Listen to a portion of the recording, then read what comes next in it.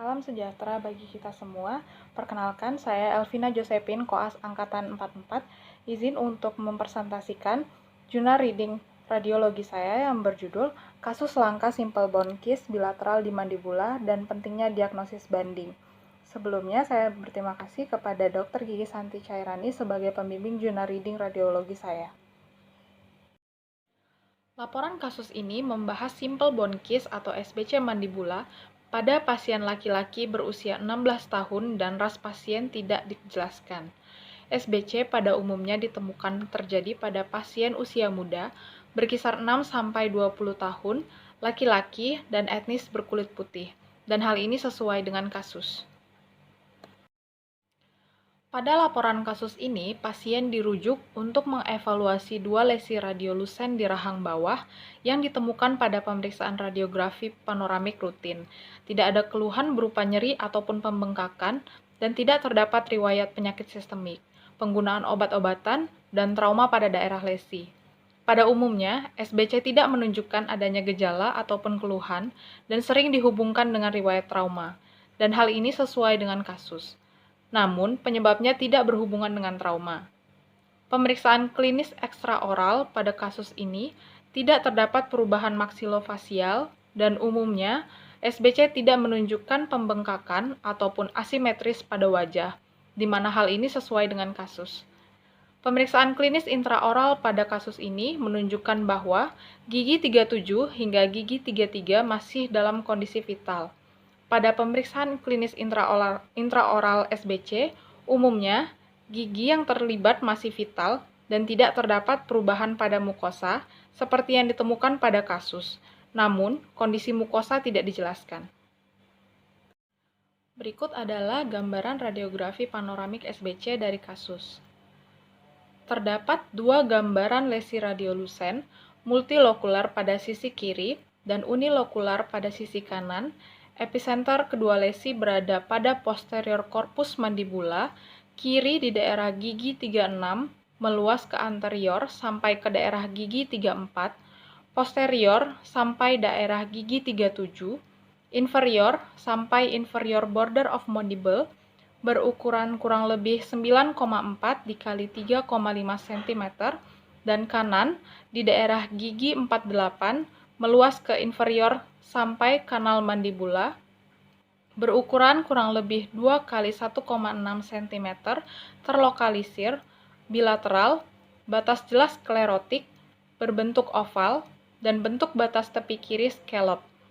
Efek terhadap jaringan sekitar bagian kiri, yaitu penipisan inferior border of mandible, kanan, yaitu pergeseran akar gigi 48 ke arah distal, dan kanal mandibula ke arah inferior. Gambaran radiografi menunjukkan lesi radiolusen, epicenter berada pada posterior korpus mandibula, berbatas jelas, bentuk batas tepi scallop, efek lesi menyebabkan penipisan inferior border of mandible, dan pergeseran kanal mandibula. Maka radiodiagnosis kasus ini adalah simple bone kiss atau SBC. Pada umumnya, SBC terjadi secara unilateral dengan batas jelas terkortikasi dan tidak memiliki efek terhadap gigi. Sedangkan pada kasus ini terjadi secara bilateral, batas jelas sklerotik, dan menyebabkan pergeseran akar gigi. Diagnosis banding kasus ini adalah keratokistik odontogenik tumor atau KOT atau odontogenik keratokistik atau KC, karena memiliki persamaan berupa lesi radiolusen unilokular dan multilokular dengan epicenter pada posterior korpus mandibula, berbatas jelas, bentuk batas tepi scallop, dan menyebabkan pergeseran akar gigi. Namun, KOT pada umumnya terjadi pada perikoronal gigi yang belum erupsi, dengan batas jelas terkortikasi dan efek lesi menyebabkan resorpsi akar eksternal gigi. Sedangkan lesi pada kasus ini tanpa keterlibatan gigi yang belum erupsi, berbatas jelas sklerotik dan tidak menyebabkan resorpsi akar eksternal gigi. Sehingga kasus ini tidak didiagnosis sebagai lesi KOT. Pemeriksaan histopatologis tidak dilakukan pada kasus ini, namun dilakukan aspirasi menggunakan jarum pada lesi kiri dan didapati cairan kekuningan. Aspirasi dilakukan untuk melihat cairan di dalam rongga kista, khususnya pada lesi kiri, karena ukurannya yang besar. Namun, SBC biasanya tidak didapati cairan saat diaspirasi, sedangkan pada kasus ini didapati cairan kekuningan. Pemeriksaan histopatologis SBC biasanya dilakukan setelah prosedur bedah dan dapat menunjukkan adanya lapisan tipis jaringan ikat fibrosa tanpa epitel yang mengelilingi lesi terdiri dari vaskularisasi, fibrin, eritrosit, pigmentasi hemosiderin, sel raksasa berinti banyak atau multinuclear giant cell, dan daerah resoptif pada permukaan tulang sekitar rongga kista. Perawatan yang dilakukan pada kasus ini adalah bedah osteotomi diikuti dengan kuretase pada lesi kiri, kemudian 4 bulan setelahnya dilakukan ekstraksi gigi 48 dan osteotomi pada lesi kanan. Osteotomi sendiri merupakan pemotongan tulang yang dilakukan untuk mengakses lesi diikuti dengan kuretase yang merupakan penghilangan 1-2 mm tulang dari tepi kista menggunakan kuret tajam untuk menginduksi pendarahan, sehingga merangsang penyembuhan tulang dan sebaiknya pada lesi kanan juga dilakukan kuretase. Bone graft dapat digunakan untuk mengisi defek tulang, namun pada kasus ini mungkin tidak diperlukan dengan pertimbangan pasien masih berusia muda sehingga regenerasi tulang dapat terjadi lebih cepat.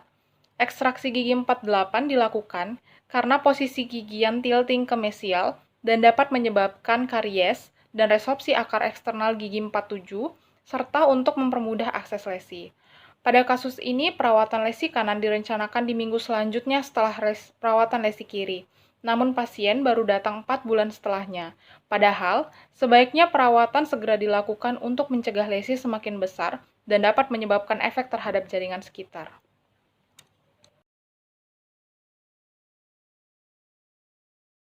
Berikut merupakan foto radiografi panoramik 6 bulan pasca bedah pertama.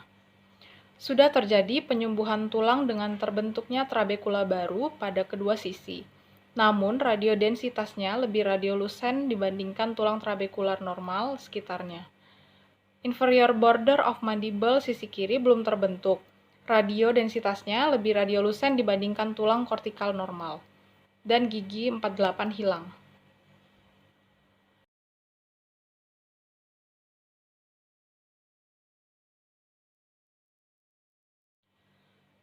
Follow-up radiografi dilakukan selama 3 tahun tanpa adanya rekurensi. Kontrol dilakukan untuk melihat penyembuhan tulang dan rekurensi. Kontrol radiografi panoramik 6 bulan menunjukkan telah terjadi pembentukan tulang baru, namun belum sepenuhnya kembali seperti normal. Tingkat rekurensi lesi SBC dilaporkan rendah, sekitar 1-2%. Namun kontrol sebaiknya tetap dilakukan secara periodik sampai 5 tahun. Kesimpulan dari laporan kasus ini, radiodiagnosis kasus ini adalah simple bone case atau SBC karena terdapat lesi radiolusen, epicenter berada pada posterior corpus mandibula, berbatas jelas, bentuk batas tepi scallop, efek lesi menyebabkan penipisan inferior border of mandible, dan pergeseran kanal mandibula. Namun, kasus ini terjadi secara bilateral dan menyebabkan pergeseran akar gigi yang jarang terjadi. Sekian presentasi jurnal reading radiologi saya hari ini. Saya mohon maaf apabila masih ada kekurangan. Saya ucapkan terima kasih.